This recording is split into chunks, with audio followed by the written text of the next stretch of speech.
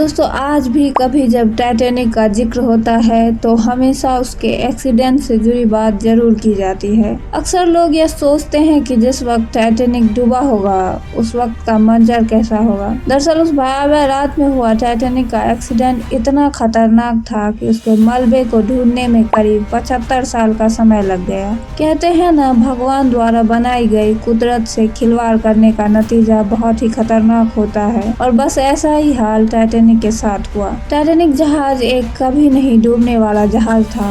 इसे खासकर इसीलिए बनाया गया था। इसको बनाने वाले थॉमस एंड्रयूज ने इसका नाम ही रखा था द अनसिंकेबल शिप। यह कभी नहीं पानी में डूब सकता था, मगर कुदरत को कुछ और ही मंजूर था। टाइटैनिक जहाज अपनी पहली यात्रा के दौरान 14 अप्रैल 1912 की रात को उत्तरी अटलांटिक महासागर में एक आइसबर्ग से टकराकर 2 टुकड़ों में टूट गया और नहीं डूबने वाला टाइटैनिक जहाज कुछ ही समय बाद पूरी तरह से पानी में डूब गया। दोस्तों, हादसे को 111 वर्ष बीत चुके हैं। जून 2023 में टाइटैनिक की कहानी एक बार फिर से चर्चा में है। क्यों है? क्योंकि 5 लोगों को टाइटैनिक का मलबा दिखाने गई पनडुब्बी टाइटन भी हादसे का शिकार हो चुकी है। इसमें सवार 5 लोगों की मौत हो चुकी है। तो दोस्तों, आखिर किन कारणों की वजह से कभी नहीं डूब जाने वाला टाइटैनिक कैसे समुद्र की गहराई में डूब गया? आज के इस वीडियो में हम इसी के बारे में बात करने वाले हैं, तो वीडियो को पूरा जरूर देखिएगा।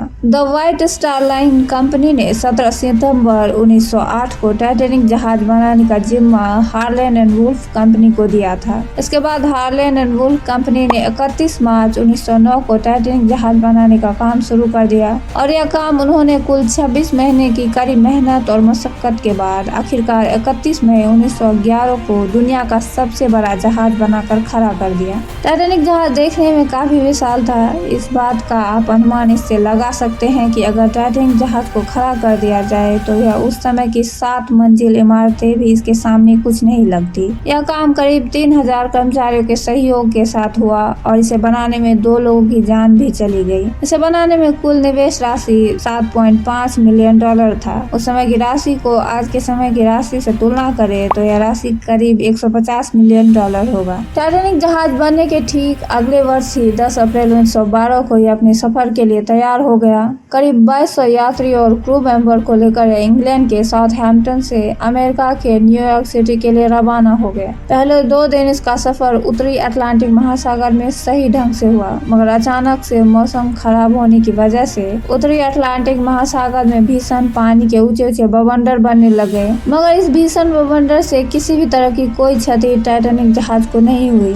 मगर आगे का रास्ता अब देखना थोड़ा मुश्किल हो चुका था, क्योंकि हर जगह अब धुंध ही धुंध नजर आ रहे थे। 14 अप्रैल 1912 को टाइटैनिक जहाज अपने तय रूट और तय समय के साथ सफर कर रहा था, मगर जहाज में बैठे लोगों को यह मालूम नहीं था कि आज यह उनका आखिरी सफर होगा। रात के करीब 10 बजे अचानक फिर से वही भीषण बवंडर उत्तरी अटलांटिक महासागर में आ गया। देखते ही देखते फिर से यह ऊंचे बवंडर का रूप धारण कर लिया। यह देख एडवर्ड स्मिथ, जो कि उस वक्त टाइटैनिक जहाज के कप्तान थे, वो बहुत ही बुरी तरीके से डर गए और जहाज को धीमा कर दिया, क्योंकि धुंध के कारण उन्हें आगे का रास्ता कुछ स्पष्ट नहीं दिख रहा था। यह बात उन्होंने टाइटैनिक जहाज के मालिक जे ब्रूस स्मैक को बताया, मगर मालिक ने एडवर्ड स्मिथ को जहाज तेज गति से चलाने के लिए बोला। बस यही एक गलती सभी विनाश का कारण बन गई। टाइटैनिक जहाज जब अपने सफर के लिए रवाना हुआ तब इसके पहुंचने की तारीख तय थी। तब इसकी गति 25 किलोमीटर पर घंटे की रफ्तार थी, मगर सफर के दूसरे ही दिन तेज तूफान और बवंडर की वजह से समय थोड़ा धीमा हो गया और एक दिन की देरी और हो गई। इस वजह से अमेरिका के न्यूयॉर्क सिटी टाइटैनिक जहाज थोड़ी देर के बाद पहुंचता। मालिक जे ब्रूस स्मैक को यह अच्छा नहीं लगा।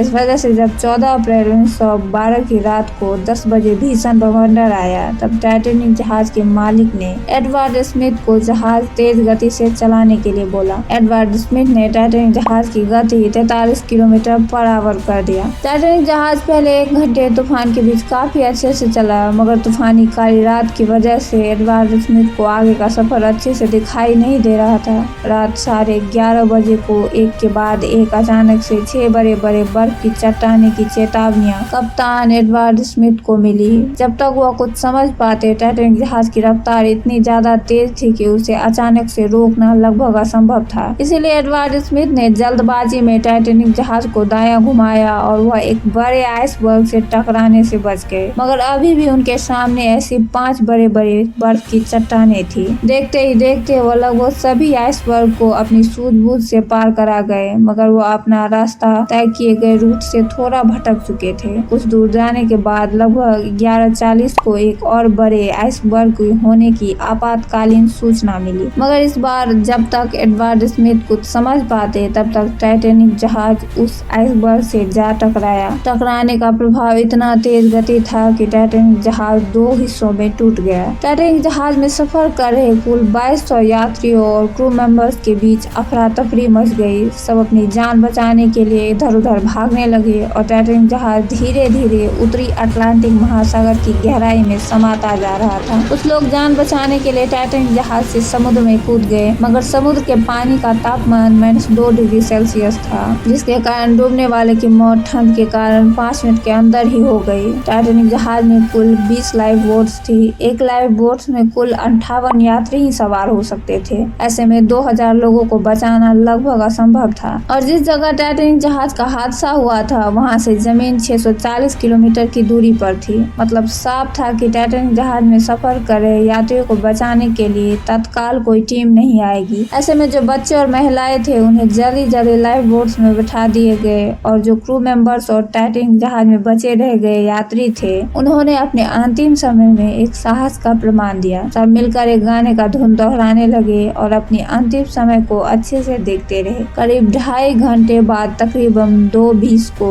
टाइटैनिक जहाज पूरी तरह से उत्तरी अटलांटिक महासागर की गहराइयों में समा गया। टाइटैनिक जहाज के डूबने के बाद काफी दिनों तक खोजकर्ताओं की टीम लगातार जहाज को ढूंढती रही, मगर टाइटैनिक का कोई भी नामो निशान नहीं मिला। करीब 6 महीने खोजकर्ताओं की टीम उत्तरी अटलांटिक महासागर की गहराई में खोजती रही, मगर कोई भी सबूत नहीं मिला और देखते ही देखते 75 साल बीत गए। 1 सितंबर 1985 को एक संयुक्त अमेरिकी फ्रांसीसी अभियान चलाया गया। इस अभियान में अमेरिका के प्रसिद्ध समुद्री वैज्ञानिक डॉक्टर रॉबर्ट बलार्ड शामिल थे और इस अभियान से आखिरकार टाइटैनिक जहाज समुद्र की 13,000 फीट की गहराई में मिल ही गया। जहाज की दशा बद से बदतर हो गई और आज भी टाइटैनिक इसी दशा में उत्तरी अटलांटिक महासागर की गहराइयों में पड़ा हुआ है। तो दोस्तों ये थी नहीं डूब जाने वाले टाइटैनिक की डूबने की कहानी। आई होप वीडियो आपको पसंद आई होगी। कैसी लगी कमेंट में जरूर बताएं और अगर वीडियो पसंद आए तो लाइक करें, चैनल को जरूर सब्सक्राइब करें और बेल नोटिफिकेशन को ऑन करें। मिलते हैं अगले वीडियो में, तब तक के लिए मुझे दीजिए इजाजत।